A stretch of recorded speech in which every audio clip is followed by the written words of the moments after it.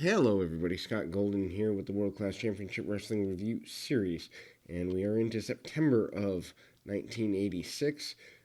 Things are definitely slowing down. We get a couple of, I guess, interesting developments, for lack of a better term, and a couple of specific stars showing up a couple times in the same show. Maybe they have a little less action than they normally do. Anyway, Zulu against the Grappler starts us off. Grappler, of course, a mainstay in the area for about a year and a half now.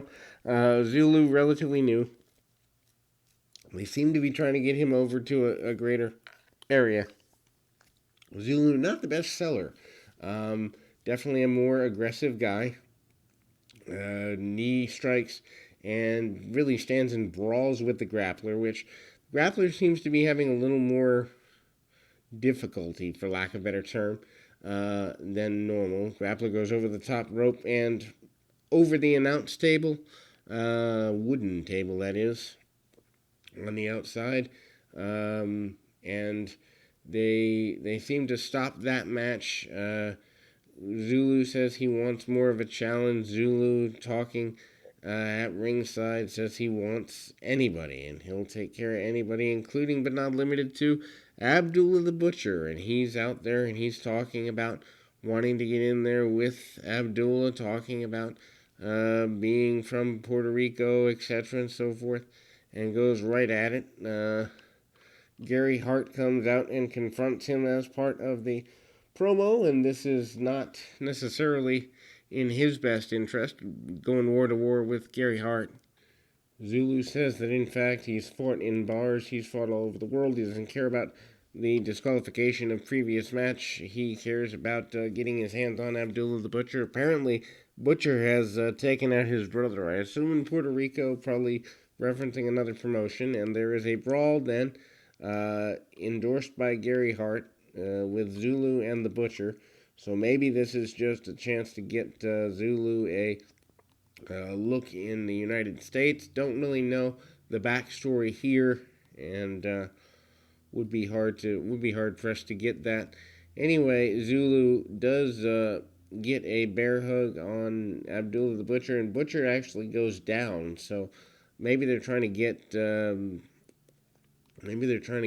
Zulu over for the Puerto Rican market. Anyway, Abdullah the Butcher chokes him out with Gary Hart's necktie, as we've seen him do, he being the Butcher with other people. And then we move into a match with Bruiser Brody versus Perry Jackson. One-sided as one can imagine. Jackson and Brody, not exactly a main event anywhere in the country for sure, but certainly Brody continually a favorite in the area for various reasons, not limited to the fact that, well, he can fight just about anybody anywhere.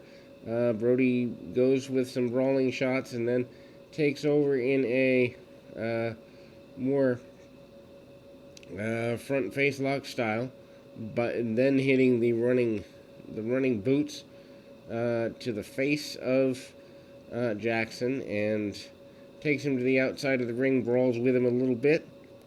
Brody getting a victory relatively quickly with a knockout boot. 1, 2, 3. Brody still ready for Abdullah the Butcher. Speaking of Abdullah, we see Abdullah and Kevin Von Erich up next in the semi-main event. And this seems more twofold.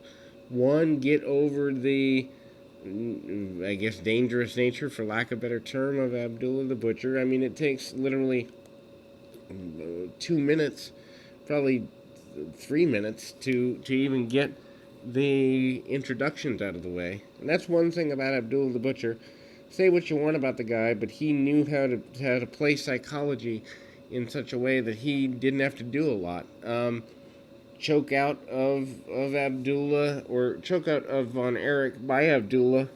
Actually, with Von Erich laying on the ringside table. Amazingly, Kevin can stand with him a little bit.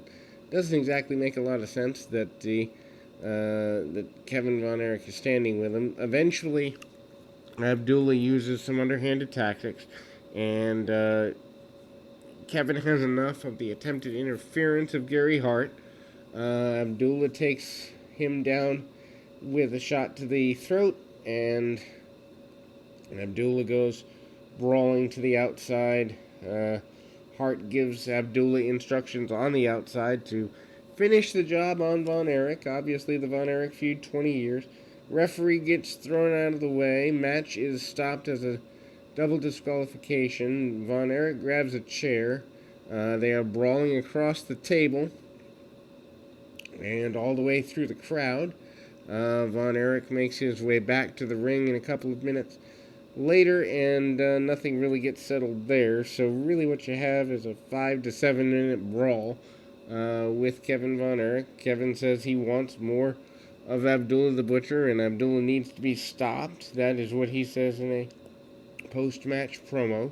And the lion's share of the program, about almost 18 minutes or so of it, falls on Lance Von Erich and Matt Bourne as your main event because of the prominence of Abdullah the Butcher on the program, and you got to fill time somewhere. Anyway, breakdown of the match. Von Erich manages to get overpowered by Bourne early. Bourne comes back to his feet, gets hit with a few shots, and tries to slow it down. Finally, Von Erich manages to grab a armbar on Bourne and works that for a few minutes. They actually get about 3 or 4 minutes out of that. Spins him around with an attempted atomic drop. Bourne back in the corner, and again the victim of an arm drag, and rolls him onto the shoulders. Bourne spends about 2 or 3 minutes trying to fight out of the armbar. Proof that you can use, and I've got to grab my phone, so we'll get that and come right back after this.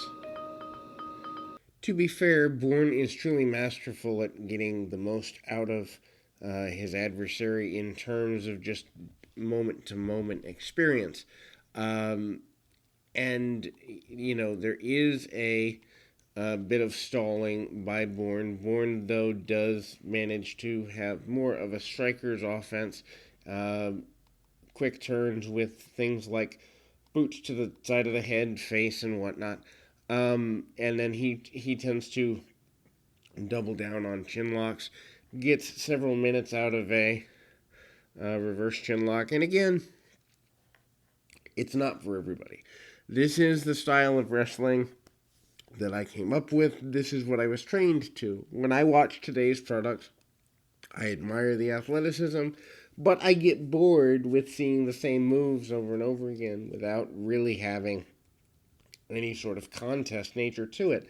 I will give credit where credit is due. Von Erich manages to hit a backslide 1, 2, 3 and get a victory, but he does the bridging backslide, which is a heck of a challenge on the neck muscles and the like. But that closes the first week in September here in 1986. We'll be back with more right after this.